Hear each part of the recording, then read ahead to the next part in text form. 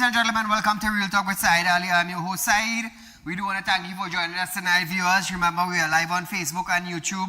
Facebook is Real Talk with Saieed Ali. Like and share. On YouTube, it's TT Real Talk. Subscribe, hit the bell, viewers.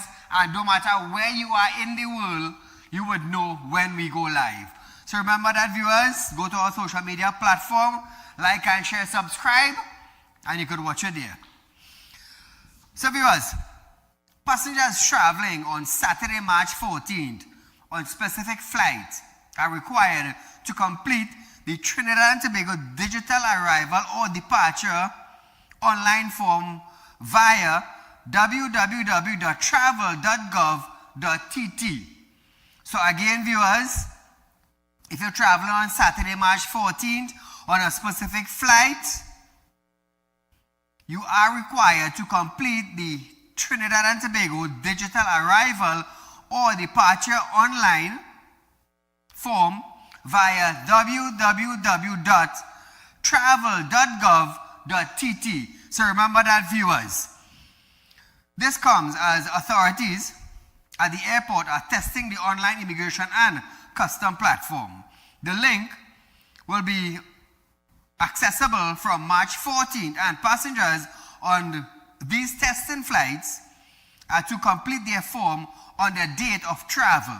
For more information, you can contact Caribbean Airline social media page for more information. So, viewers, a newspaper report published on Wednesday stated that the U.S. had compiled a list of persons of interest in TNT linked to illegal drugs, guns, and violence.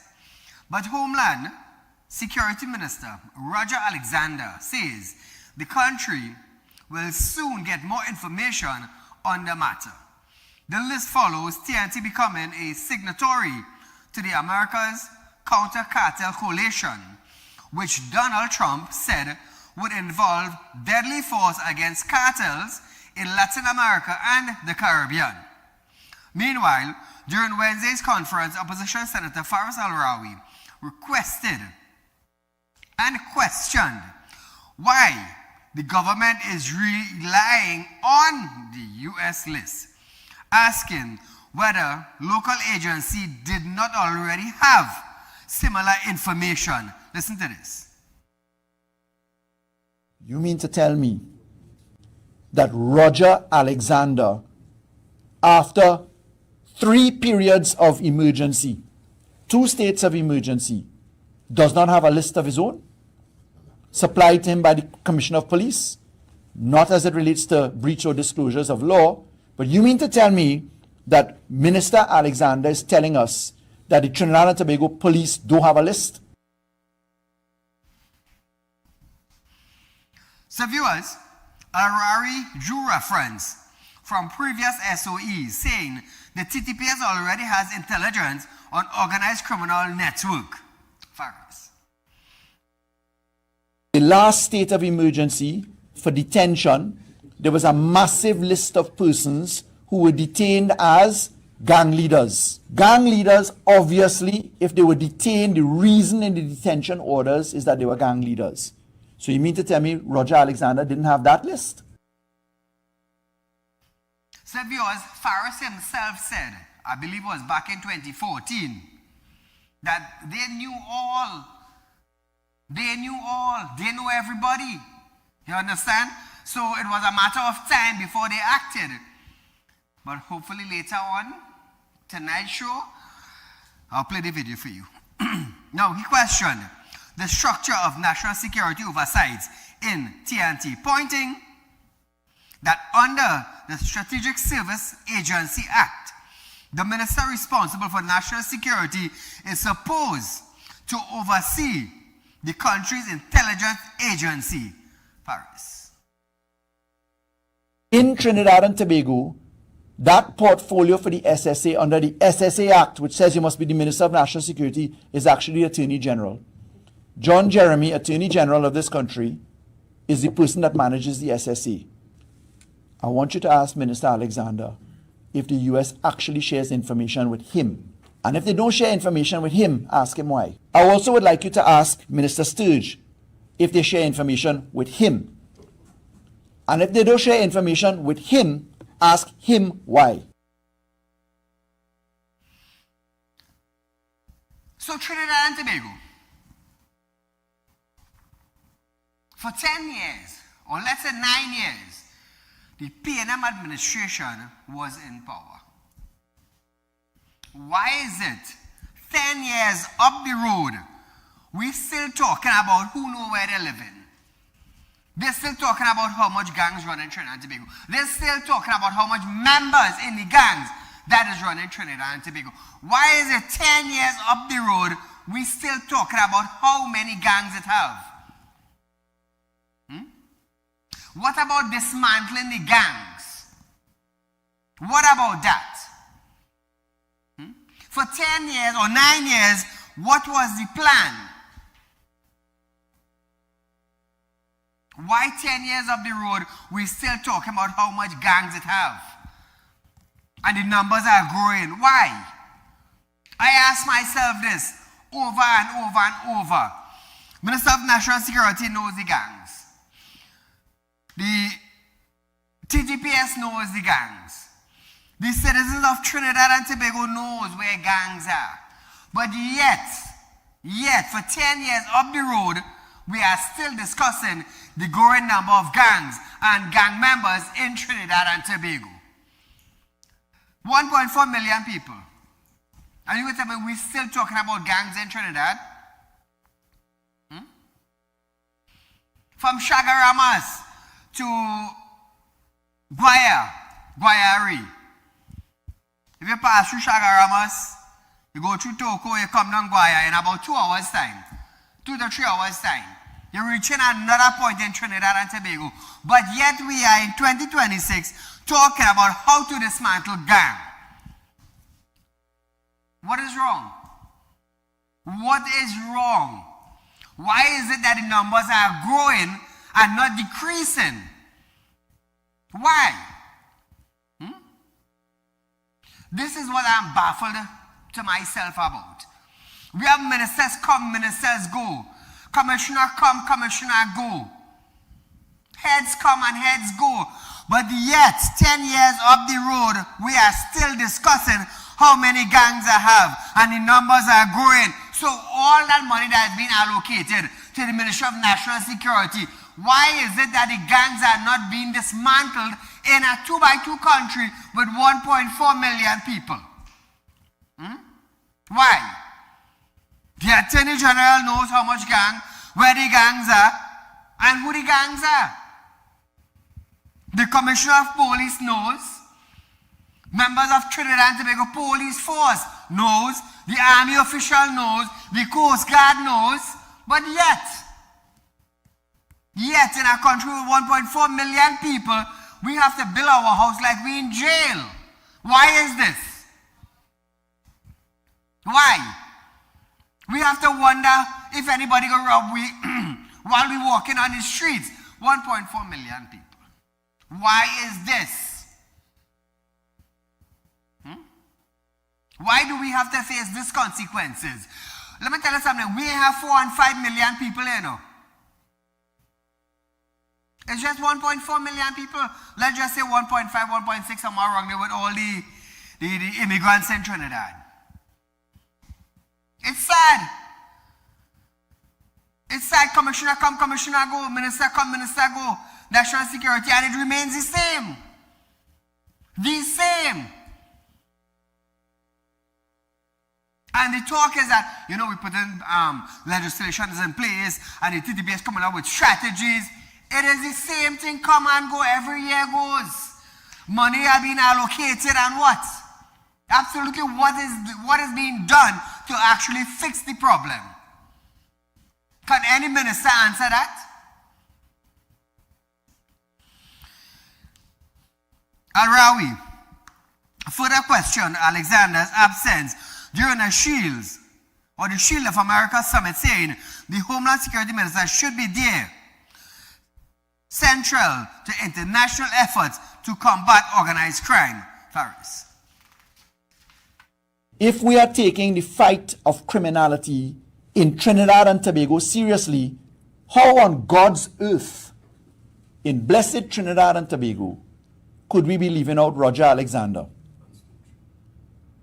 Minister Sturge was in Miami dealing with signing on positions. Prime Minister attended a joint Southern Command initiative.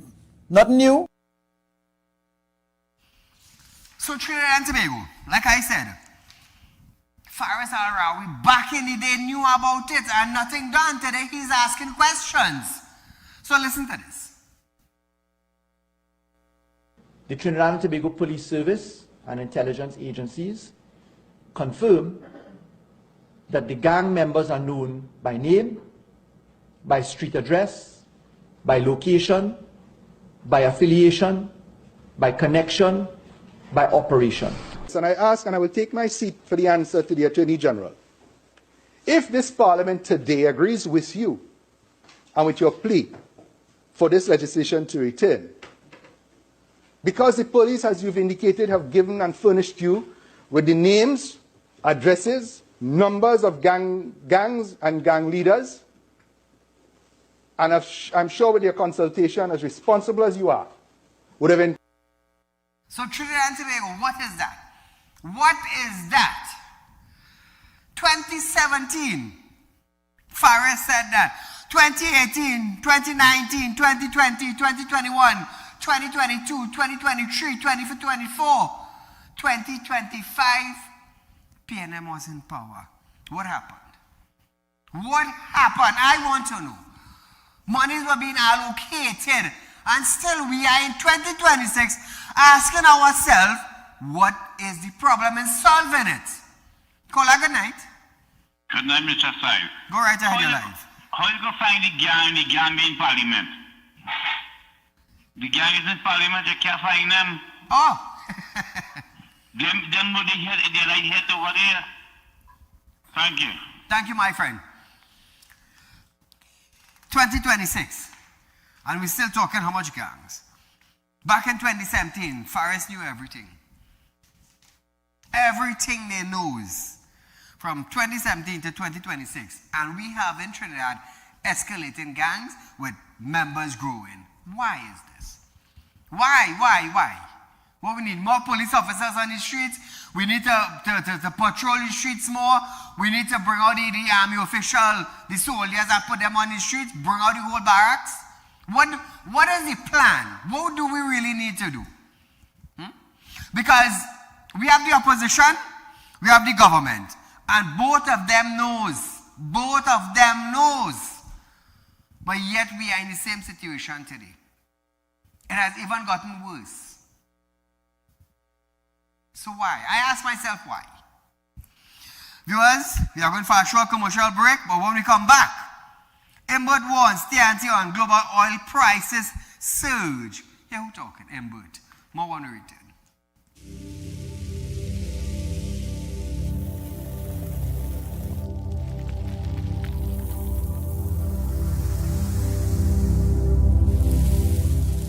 We'll be right back.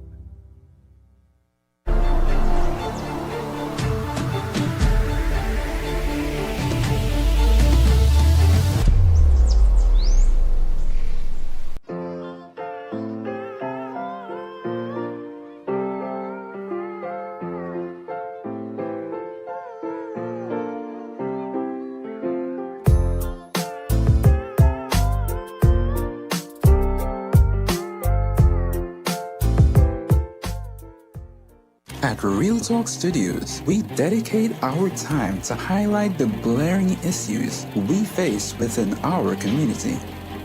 Catch us live every Wednesday between 7 to 8 p.m. Real Public Concern. Because your concerns are meant to be heard. Send your email to realpublicconcerns@gmail.com.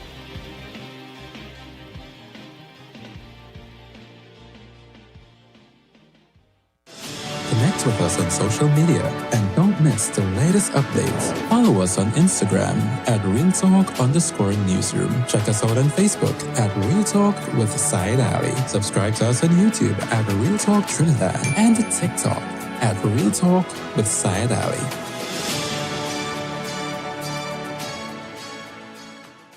When life throws you a curveball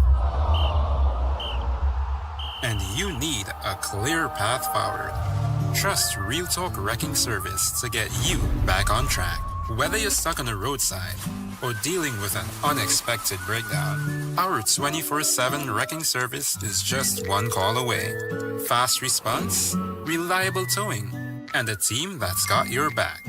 At Real Talk Wrecking Service, we don't just tow, we rescue. Real Talk Wrecking Service, your lifeline on the road to recovery.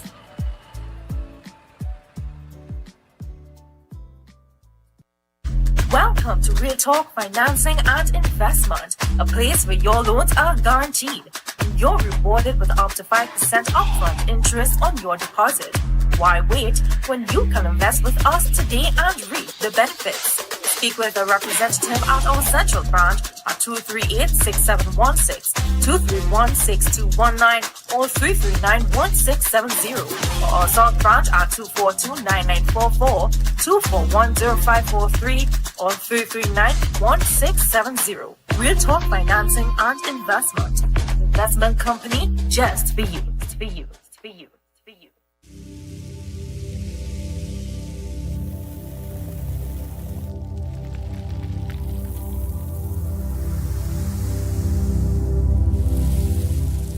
Welcome back. So viewers, former Finance Minister Clongenbert is warning the countries on the recent surge in global oil prices, triggered by escalating tension in the Middle East.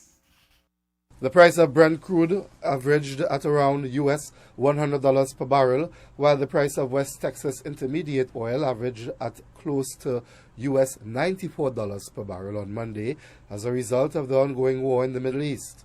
The global average price of natural gas was around US $3 per MMBTU. The Energy Chamber of Trinidad and Tobago said in a statement on Monday that for the Caribbean, the surge in oil prices represents a mixed outlook, as it also noted that energy producers such as Trinidad and Tobago and Guyana could benefit from stronger hydrocarbon prices, which may improve revenues for oil and gas producers and support margins in petrochemical and LNG markets. The Energy Chamber further said that higher global prices often translate into improved export revenues for energy-producing economies in the region. The government has said while Trinidad and Tobago stands to earn more money from higher crude oil and gas prices, it is working on meeting the challenge where the present supply of natural gas in particular is concerned. The Energy Chamber noted, however, that higher fuel prices also increase costs for electricity generation, shipping, and transportation across the Caribbean, particularly for oil importing islands that rely heavily on imported fuels. In Trinidad and Tobago, there continues to be a fuel subsidy while electricity is produced via a local supply of natural gas. Monday marked the 17th day since the U.S. and Israel conducted military strikes on Iran, which has resulted in Iran's retaliatory strikes against its oil and gas producing neighbors such as Saudi Arabia and Qatar. The Energy Chamber said that as the conflict unfolds, global energy markets are likely to remain volatile. The Energy Chamber pointed out that much will depend on whether shipping through the Strait of Hormuz can resume safely and whether diplomatic efforts can prevent further disruptions to one of the world's most vital energy corridors. Speaking at the opposition media conference on Wednesday, Mbert cautioned that the outcome of the current Middle East conflict remains uncertain and dismissed suggestion from government officials that the country could see significant financial growth.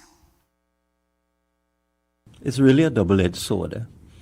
We don't know how long this war will last. So we don't know whether, as I said, Dr. Munilal's boast that the coffers are going to be overflowing with riches because of the Iran war is going to bear fruit. The war may be finished quickly. We don't know.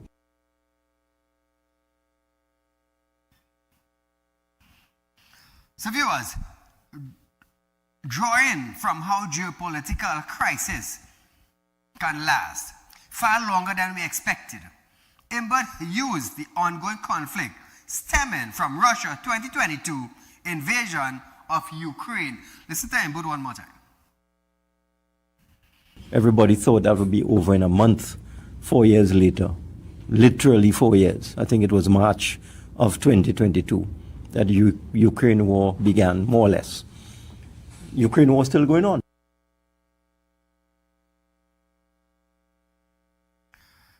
He said oil price briefly climbed above 100 US per barrel following the escalation, but later fell into the $80 bracket, 80 US dollar per barrel range after the US president indicated the conflict might be short-lived. So we might enjoy a short span of the $100 US per barrel.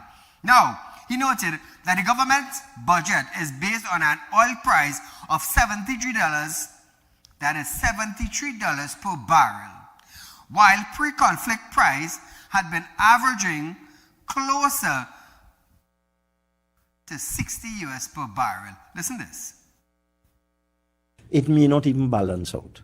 When you take the actual low oil price for the first 6 months of the year being way below the budget figure, then you might get a little, a little jump for maybe 3 months or so, who knows. It may not realize the revenues from petroleum that are in the budget, that the budget was predicated on. But there's a other side of it. That's why I say it's a double-edged sword. But also warned that the shipping companies have already introduced war-related surcharges on container freight, which could drive up the cost of imported goods. Just today, we were talking to somebody from a shipping company, and they said shipping rates are already going up. They put a war surcharge on, containerized freight and so on, and insurance rates will go up as well. So we, in Trinidad and Tobago, little Trinidad and Tobago, we can't do anything about this, Into other news. Among the bomb threats currently engaging officers of the Trinidad and Tobago Police Service, the latest was revealed to be a cargo plane traveling or leaving Trinidad and was en route to Miami. Communication between Miami International Airport Control Tower and the flight Caribbean 790 confirmed this. Listen to this, viewers. And I had a question for you, since it is a bomb threat. We're going to take him by Juliet in that spot, correct? So the aircraft is 8 minutes out. Did you guys want to have an escort to take him over to the box there by Juliet, or do you want me to give him taxi instructions? The incident occurred on March 6th, but no report of the outcome was uploaded to the Vast Aviation official YouTube channel, where the videos was taken from. Listen. Caribbean 790, Miami Tower, runway 9, clear to land. Clear to land, runway 9, Caribbean 790. So you'll shut down, and then they're going to check out the aircraft. Stand by a second. I have all the ramp vehicles on the frequency and fire commander and equipment. This is 790, go ahead. All right, we're second in command on this one, so PD's taking charge. We're just helping them out. They will be sniffing the aircraft and checking you out, so that you'll see them walking around. We're going to try to get up to you guys here in a second. We're trying to help you guys. All right, no, sir. We're good, and we're standing by. Thank you. So now, viewers, this is a very strange answer. However, when questioned for further details, Homeland Security Minister Roger Alexander says bomb threats are not unusual. Listen to this. All the bomb threats you're talking about, right? There's a level of intelligence involved, so we want to keep it that way. How many have been reported thus far for the year? Well, it's a normal thing. Some people just get on their phone and make threats. There was one that was existing, that, at Rio Claro. You remember that? In the school.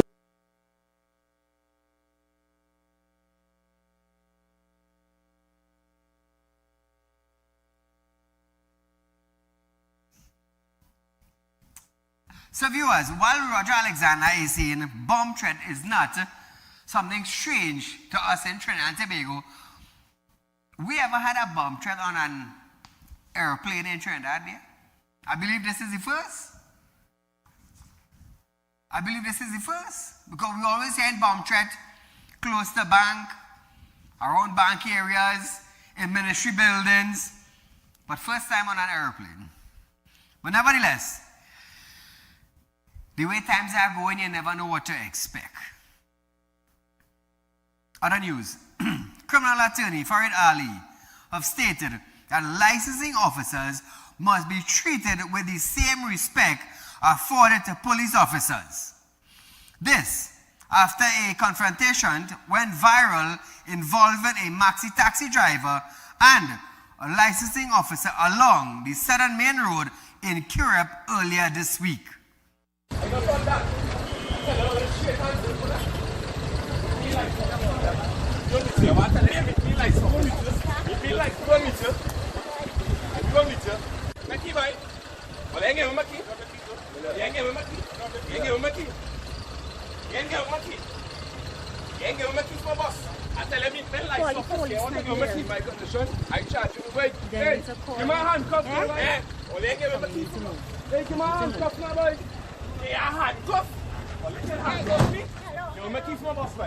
A passenger tried to quell the situation as Bowen vented his frustration. Mommy, that is second ticket I want to give me.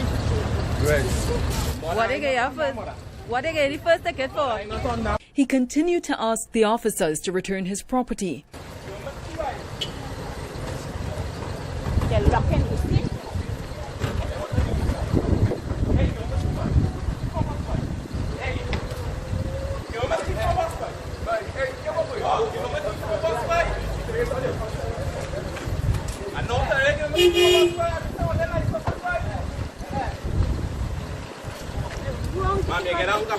Yeah. I just want to second Okay. office. I have it on the camera. Refuse to meet the lights office. The scene playing out in full view of motorists and commuters on the Southern Main Road in Curepe. Every morning them attacking maxi drivers us. I stick it every morning. They keep leaving my bus unsecure there. Nah, I'm not saying. I have money for that.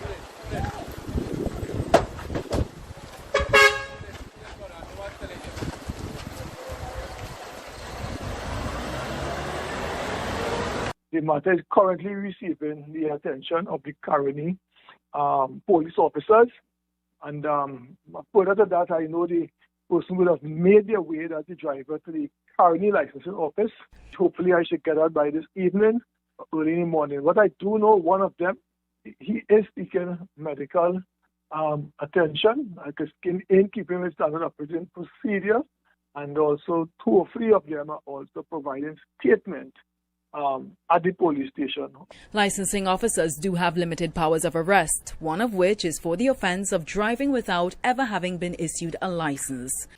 He stated that public often forget that licensed officers perform a law enforcement function and should be treated accordingly. Listen to this.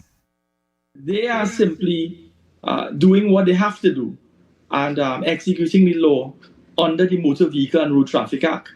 We may not like the manner in which the law is being executed. We may think that some officials tend to be high-handed. But the job is a difficult job, and one has to do it.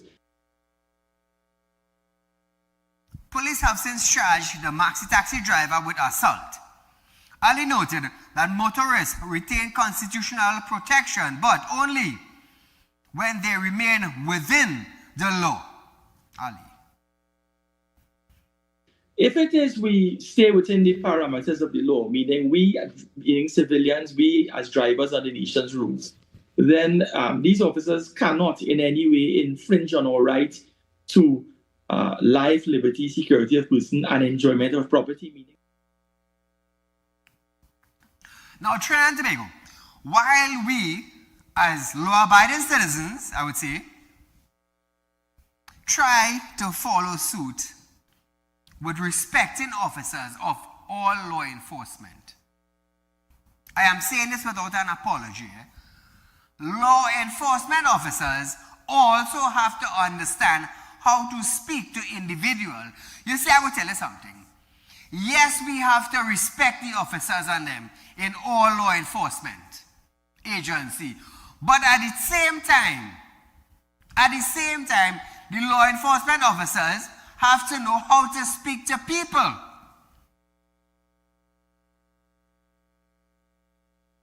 When you give respect, you will receive respect.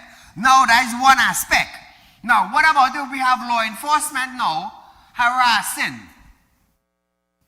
That's another issue to deal with. Now, I am not saying the maxi driver right, or I am not saying the maxi driver wrong. But what about if these license officers now were constantly now engaging with the maxi officer? Constantly over a period of time. And maybe he just get fed up and decided, you know what, today's the day I go down and lash out. We don't know what happened. So we have to have discussion with both sides. With both sides. The maxi driver have to understand that, hey, they are licensed officers, they are entitled to stop and search. Ask for driver's permit, ask for insurance. That is their entitlement. Your entitlement now is to abide with the officers. But sometimes drivers get frustrated with officers of all part of the law agency with harassment. We hear numerous complaints from time after time, right here on our show. People call in and talk about the harassment of officers. On social media, we see it all the time. That is why on the streets in Trinidad and Tobago, we would hear people saying that they do not trust the TTPS anymore. Why? Why does the public have to say that they don't trust TTPS, or they don't trust licensed officers, or they don't trust army officials? How did that come about in the arena now? There must be a reason. There must be a reason. So viewers,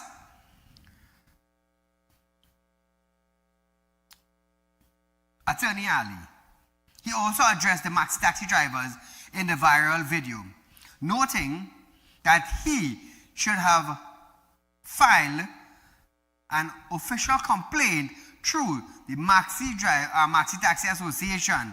Ali said a similar complaint pathway exists for motorists who are of the opinion that a licensing officer did not act within integrity. He warned that licensing officers can be investigated and disciplined. So viewers, there is a channel for it. Listen to this. You can simply file a complaint at the Ministry of Transport and Civil Agency that Officer A, Officer B, they are doing things and by course of their actions, victimizing members of the public who are operating in a high-handed manner. So if it is the investigation reveals that the officers acted in a manner that brought the civil service into disrepute by way of they breaching their code of conduct, then charges could be laid against any of the officers. But that will be subject to investigation.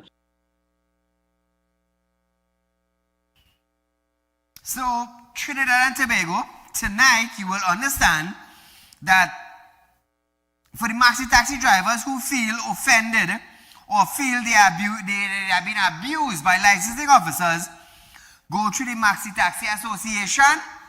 Whatever area you're from, there's a Maxi Taxi Association. If you feel that you are being victimized by licensed officers, get in touch with the Maxi Taxi Association head and file a complaint. That is what you have to do. Same thing with the Taxi Driver Association. Come together, voice your concern, make a complaint. That is what Attorney Saieed Ali is saying to Trinidad and Tobago. In other words, go to your association and file a complaint, which is the correct thing to do. We understand that. Now, he encouraged the public to record interactions, saying video footage offers the clearest picture. The attorney said both motorists and officers have responsibilities, insisting that proper procedures, not public confrontation, is what protects the right and ensure accountability. So Trinidad and Tobago, we have heard it tonight. Both parties, maxi taxi and motor vehicle, you work in taxi, go to the association. If you're having a problem, whether it be licensed officers, whether it be police, whether it be traffic warden, file an official complaint. Make it black and white in documents. So viewers, we are going for a short commercial break, but when we come back, I want to discuss the constitutional power must be exercised within a reasonable time frame. We're going to be talking about the DPP office.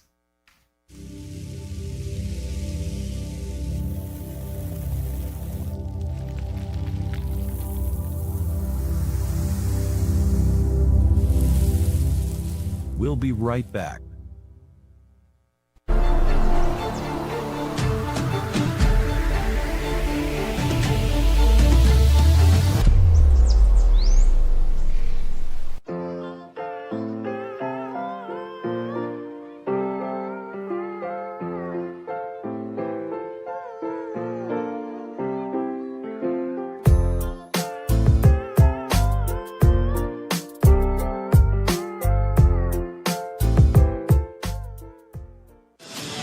With us on social media and don't miss the latest updates. Follow us on Instagram at RealTalk_Newsroom. Check us out on Facebook at Real Talk with Saieed Ali. Subscribe to us on YouTube at Real Talk Trinidad and TikTok at Real Talk with Saieed Ali.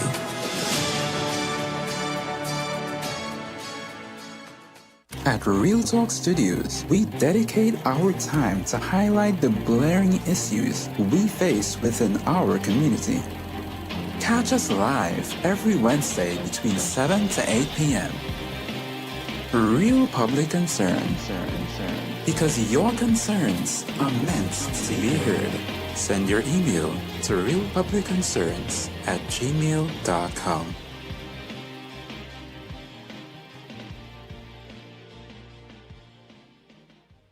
When life throws you a curveball and you need a clear path forward, trust Real Talk Wrecking Service to get you back on track. Whether you're stuck on the roadside or dealing with an unexpected breakdown, our 24/7 wrecking service is just one call away. Fast response, reliable towing, and a team that's got your back. At Real Talk Wrecking Service, we don't just tow, we rescue. Real Talk Wrecking Service, your lifeline on the road to recovery.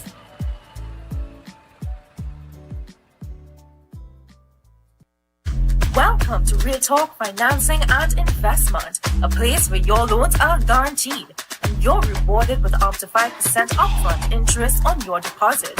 Why wait when you can invest with us today and reap the benefits? Speak with a representative at our central branch at 238-6716, 231-6219, or 339-1670, or our south branch at 242-9944, 241-0543, or 339-1670. Real Talk Financing and Investment.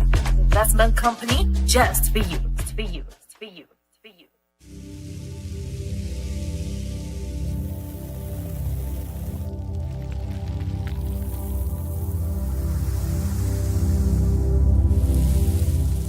Welcome back. So Trinidad and Tobago, the High Court has ordered the DPP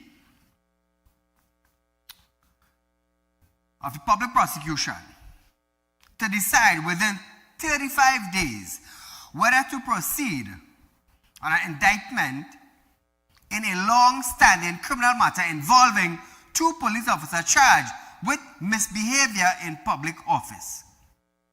The ruling was delivered on March 12th by Justice Frank C. Prasad, who said the Constitution requires that prosecutorial powers be exercised within a reasonable time and not left in a state of prolonged uncertainty. So viewers, the judge review claimed was brought by 2 sergeants who were charged back in 2014 and later committed to stand trial in 2020. So the claim by the officers who were charged happened in 2014. 6 years later, they were committed to stand trial following the conclusion of a preliminary inquiry. Despite the committal, the case has not progressed because of the Office of the Director of Public Prosecution has yet to determine whether indictment should be filed. So why? Why is it taking so long now to review, pass a judgment, and let the judge proceed? Now Trinidad and Tobago, listen to this, back in 2014, they were charged. They were committed to stand trial in 2020. That is 6 years up the road. We're in 2026, and no answer has been given from the DPP office as to how to go forward. This will cause backlog. Now, when I have 2,000 cases like this, or 3,000 cases like this, what is going to happen? What is going to happen? So after reviewing claims by the two of them in 2014, 2020, they were to stand trial. 2026, no answer how to go forward. So I want to, is the DPP in Trinidad? I just want to ask that. So 2014 to 2020, that is 6. And 2020 to 2026, the next 6 years. So like 12 years a matter just right there. 12 years, and who knows how many thousands are like that. So now Trinidad and Tobago, now viewers, it is up. It came up to the judge now. A little bit again, there's someone's the DPP. A little bit again, the DPP might get someone to come to court as to why is this matter taking so long. 12 years and it ain't reached nowhere. 12 years the matter ain't. But you making joke. This is madness. This is madness. So after they went now in 2020 to court, why couldn't they go forward? You done committed to stand trial back in 2020. What was the key back?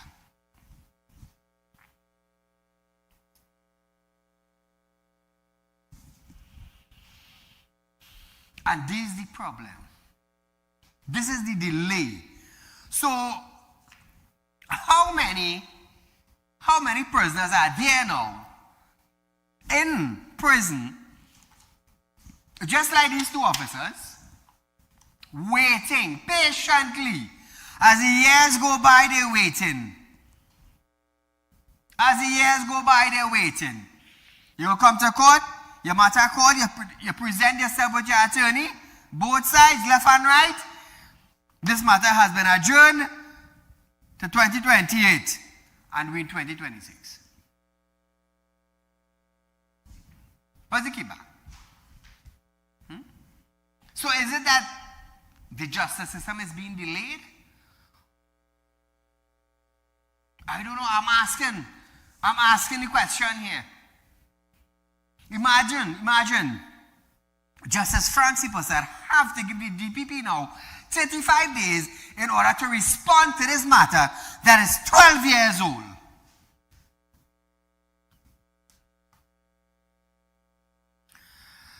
Despite committal, the case has not progressed because the Office of the Director of Public Prosecution has yet to determine whether to indictment should be filed. Where's the key back? Now, in his judgment, Siposad stressed that although the DPP has constitutional independence under Section 90 to institute or discontinue criminal proceedings, the authority must be exercised diligently and without unreasonable delay. He stated that the constitutional power of the DPP cannot be interrupted as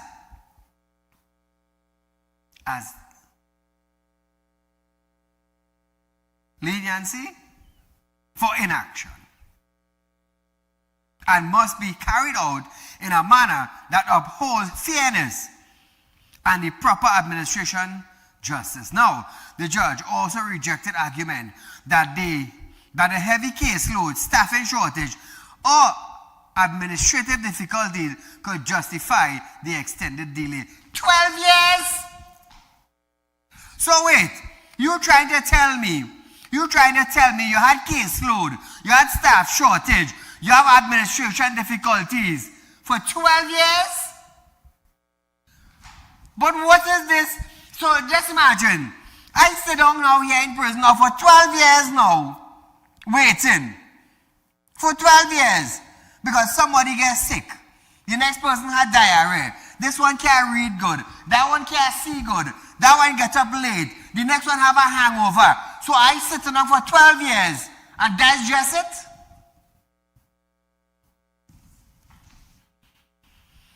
So hence the reason I asked earlier, we have Trinidad and Tobago almost run amok with gangs and criminal activities.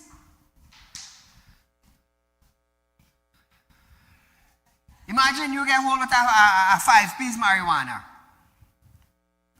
And you taking 10 years to finish our case. 10 years. Boy, it's easy now. Call a good night. Yes, sir. Good night. Go right ahead, my friend. I was reading an article, right? The same article with the guy about the confrontation with the licensing officers and everything. Yes, yes. Let me tell you something, right? From where I read an article there, the driver wrong and the license officer have all rights. You understand what I'm trying to tell you? Clark need to understand that the officers was wrong too. And them fellas had to be punished as well as the driver. They don't take one hand to clap, you know. People need to understand that. Correct. And the man clearly say in the video that they accosted him and they grab him by his shirt first before the fight starts. So them start the fight and they have a next video circulating yesterday with a license officer talking on the motorist outside license office, you know, giving him a ticket. So Clark need to send the people for proper training to deal with the public before you put them fellas out there. Because them fellas and them have no training to deal with the public, boy. And you cannot give your officers and them right. Because the man can't get 100% wrong, you know. You're supposed to suspend your officers too. Who just take all the man key from the bus? Who just was fighting with the man outside? There's 2 officers involved in a fracas with the man, you know. Wow. And they're supposed to suspend the 2 of them while they charge the man. You can't just charge the man and let the officers and go back out it. Understand, yeah. Because that's what they're doing people by side, boy. Anyway, I don't want to take up too much of your time. Thank you, my friend. Enjoy your night, man. Thank you, my friend. So, viewers, in other news, Opposition Senator and former Foreign and CARICOM Affairs Minister Dr. Amy Brown has pointed to emergency cracks within the government's stance on the Middle East conflict. Explosions rocked multiple cities across Iran, including its capital, Tehran. Videos from Tehran show smoke. You see it here billowing over the city. And now we're getting reports of explosions in Gulf Arab countries hosting U.S. military bases. Live look now at Abu Dhabi, where explosions were reported, in addition to Bahrain and Qatar. A video now of an explosion in Bahrain. Officials say a missile hit the service center of the U.S. Navy's 5th Fleet in the country. These strikes happened barely a day after the latest round of indirect nuclear talks between Iran and the U.S. And the U.S. military is planning for these attacks to last for days. Israel said the same, and both President Donald Trump and Israeli Prime Minister Benjamin Netanyahu are now calling for regime change. To the great, proud people of Iran, I say tonight that the hour of your freedom is at hand. Stay sheltered. Don't leave your home. It's very dangerous outside. Bombs will be dropping everywhere. When we are finished, take over your government. It will be yours to take. This will be probably your only chance for generations. noting that two members now appear to be distancing themselves from the administration position supporting the United States and Israel war with Iran. Brown said he had taken note of comments made by Government Senator David Naked and Legal Affairs Minister Saddam Hussein, which suggested unease with the government's position. Listen to this.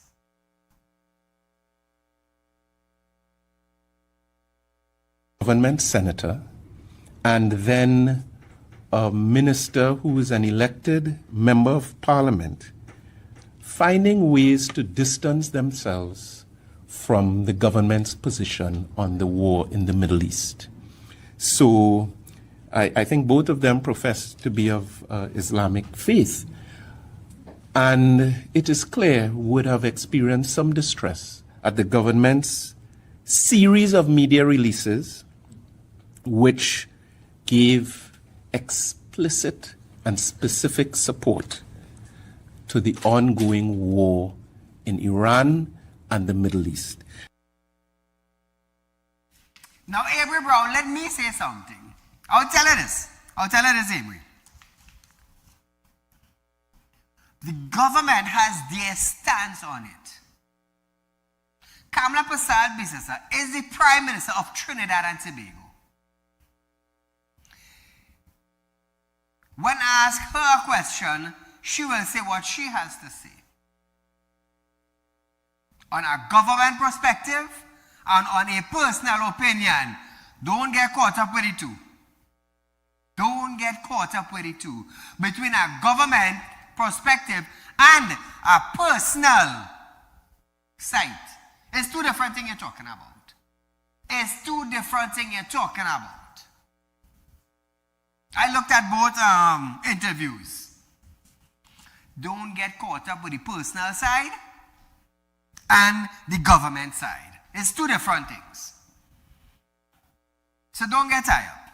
Now, he further questioned the government's recent participation in the U.S.-led America's Counter-Cartel Coalition, which was discussed during the Shields of America Summit in the United States. This is what?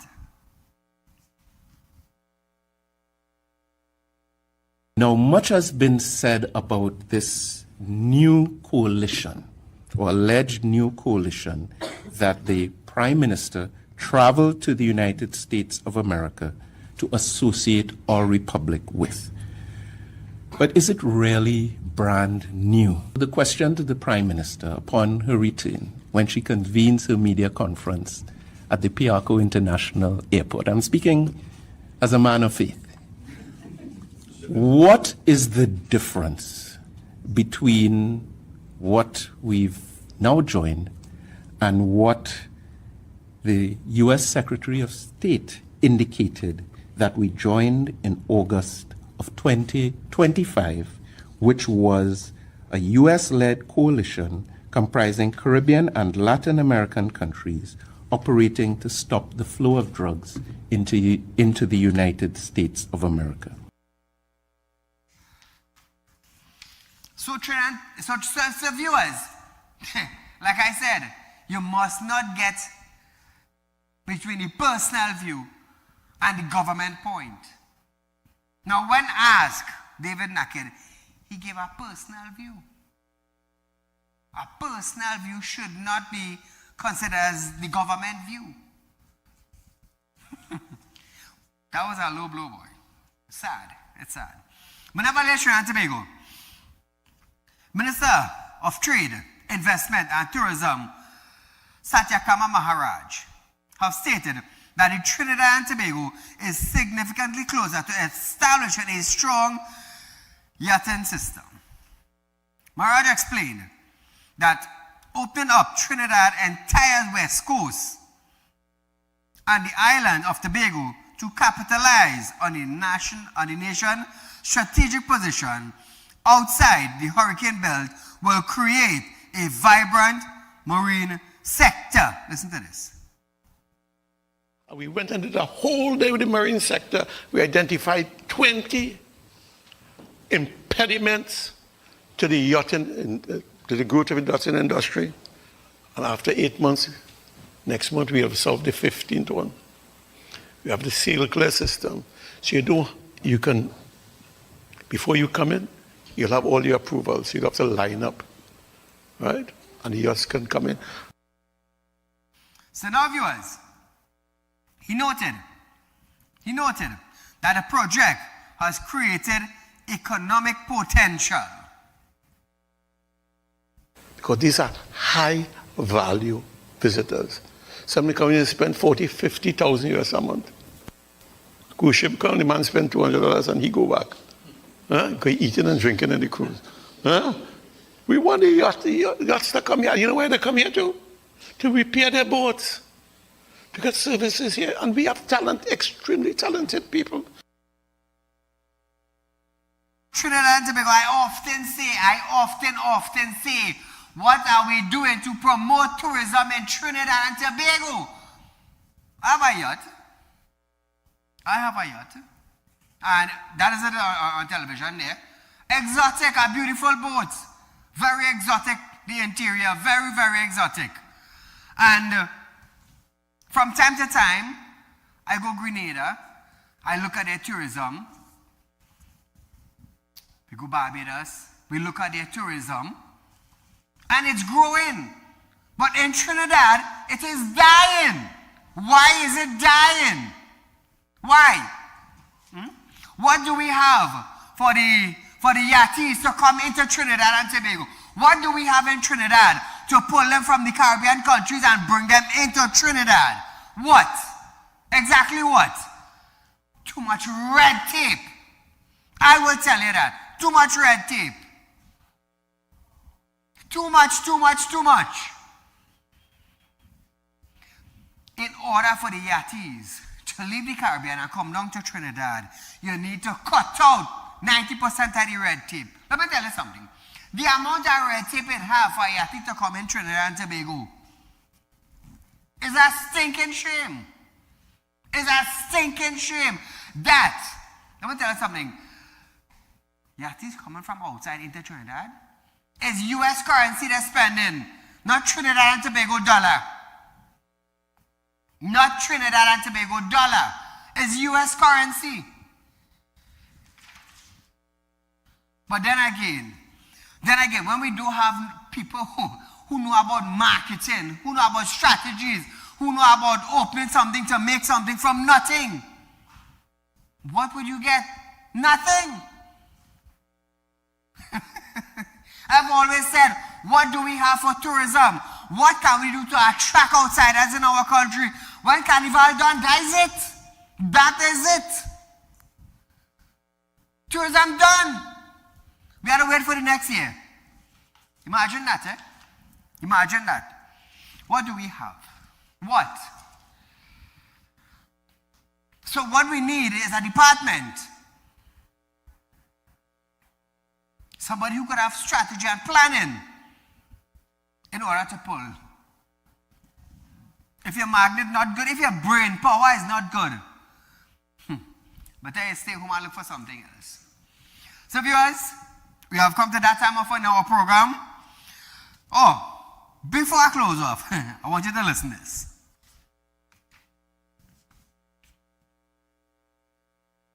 We have moved licenses approval. 82% are approved. Applications are approved in 24 hours.